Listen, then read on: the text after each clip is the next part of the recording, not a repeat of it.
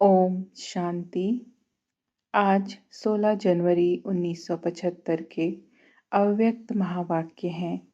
Title है ज्वाला रूप अवस्था। अपने को नैनों में समाये हुए नैनों के नूर व नूरे रत्न समझते हो। स्वयं को बाप दादा के नैनों के सितारे समझते हो। नैनों के सम्मुख हो या नैनों में समाये हुए हो। दो प्रकार के सितारे इस समय चमक रहे हैं। हर एक स्वयं से पूछे कि मैं कौन सा सितारा हूँ। समाये हुए की क्वालिफिकेशंस और सम्मुख वाले की क्वालिफिकेशंस में क्या अंतर है, उसको जानते हो। सम्मुख वाले के बीच दो के बीच में तीसरे की आने की मार्जिन रहती है, अर्थात कोई न कोई विघ्न निरंतर में अंतर कर सकता है। लेकिन जो नैनों में समाये हुए हों वे बाप के समान होते हैं। कोई परिस्थिति व प्रकृति अर्थात 5 तत्व भी बाप से उन्हें अलग नहीं कर सकते। गोया वे सदा विजयी, निरंतर, एक रस और एक की लगन में मगन होंगे। एक बाप और बाप समान सदा ईश्वरीय सेवा, बस इसके सिवा उन्हें और कुछ दिखाई नहीं देगा। उनकी दृष्टि, वृत्ति और स्मृति ये तीनों ही सदा समर्थ रहती है, अर्थात व्यर्थ समाप्त हो जाता है। ऐसे बने हो या बनना है। विश्व परिवर्तन के आधार मूर्त स्वयं को परिवर्तन किया हुआ अनुभव करते हो। अगर आधार मूर्त संपूर्ण परिवर्तन की अभी स्वयं में कमी महसूस करते हैं तो फिर विश्व परिवर्तन कैसे होगा। आधार मूर्त स्वयं अपने लिए ही कुछ समय की आवश्यकता समझते हैं या विश्व परिवर्तन के लिए अभी समय चाहिए, यह संकल्प उत्पन्न होता है। आधार मूर्त के दृढ़ संकल्प में कभी हलचल के संकल्प रहते हैं तो विनाश अर्ध निमित्त बनी हुई आत्माओं में कभी जोश कभी होश आ जाता है। आधार मूर्त आत्माओं का संकल्प ही विनाश अर्थ निमित्त बनी हुई आत्माओं की प्रेरणा का आधार है। तो अपने आप से पूछो कि प्रेरक शक्ति सेना का संकल्प दृढ़ निश्चय बुद्धि है और स्वयं एवर रेडी हैं। जैसे यज्ञ रचने के निमित्त ब्रह्मा बाप के साथ ब्राह्मण बने तो यज्ञ से प्रज्वलित हुई यह जो विनाश ज्वाला है, इसके लिए भी जब तक ज्वाला रूप नहीं बनते तब तक यह विनाश की ज्वाला भी संपूर्ण ज्वाला रूप नहीं लेती है। यह भड़कती है फिर शीतल हो जाती है। कारण क्योंकि ज्वाला मूर्त और प्रेरक आधार मूर्त आत्माएं अभी स्वयं ही सदा ज्वाला रूप नहीं बनी हैं। ज्वाला रूप बनने का दृढ़ संकल्प स्मृति में नहीं रहता है। ज्वाला रूप बनने का मुख्य और सहज पुरुषार्थ कौन सा है। मेरा तो एक शिव बाबा।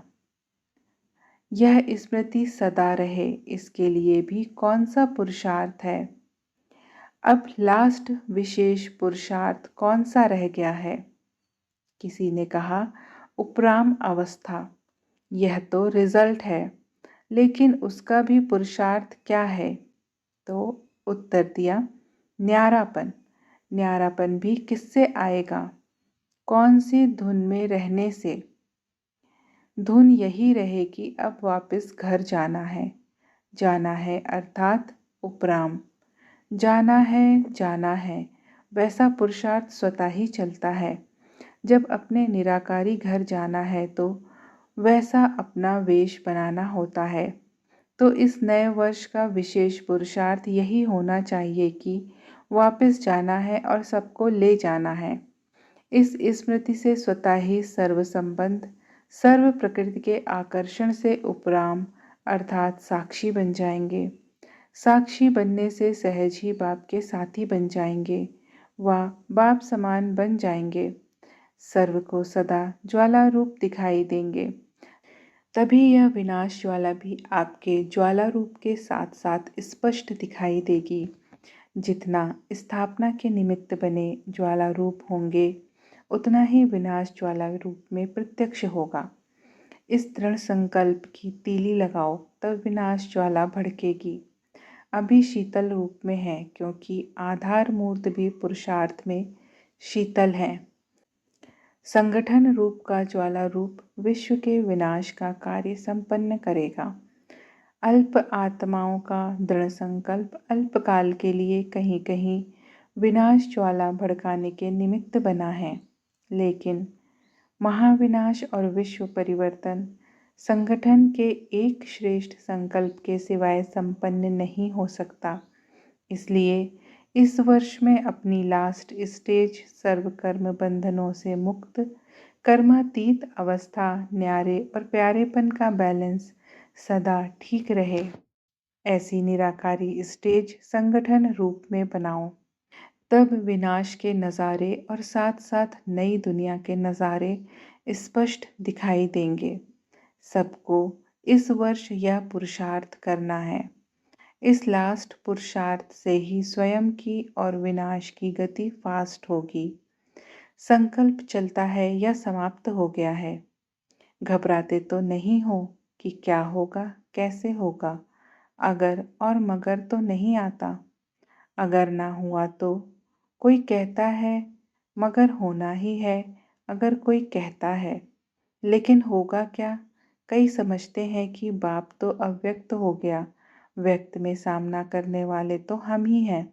लेकिन आप भी अव्यक्त हो जाओ, अर्थात कोई भी सामने आए तो व्यक्त भाव की बात उन्हें दिखाई ना दे या करने की हिम्मत ना हो। औरों के भी व्यक्त भाव को मिटाने वाले अव्यक्त फरिश्ते बन जाओ। ऐसी अव्यक्त स्थिति व वायुमंडल अर्थात पांडवों का किला बनाओ, तो यह हलचल समाप्त हो जाएगी। बाप दादा अंत तक आपके साथ हैं और सदा बच्चों के ऊपर स्नेह और सहयोग की छत्र छाया के समान हैं। इसलिए घबराओ मत। बैकबोन बाप दादा सामना करने के लिए किसी भी व्यक्ति द्वारा समय पर प्रत्यक्ष हो ही जाएंगे और अब भी हो रहे हैं। अच्छा, ऐसे सदा हिम्मत और उल्लास में रहने वाले, हर परिस्थिति में श्रेष्ठ स्थिति में रहने वाले, प्रकृति के सर्व आकर्षणों से परे रहने वाले, रूहानी बाप के रूहानी आकर्षण में रहने वाले, रूहानी आकर्षण मूर्त, सदा निश्चिंत और निश्चय बुद्धि बाप के सदा साथी, सर्व के सदा स्नेही और सहयोगी आत्माओं को बाप दादा का याद प्यार और नमस्ते। ओम शांति।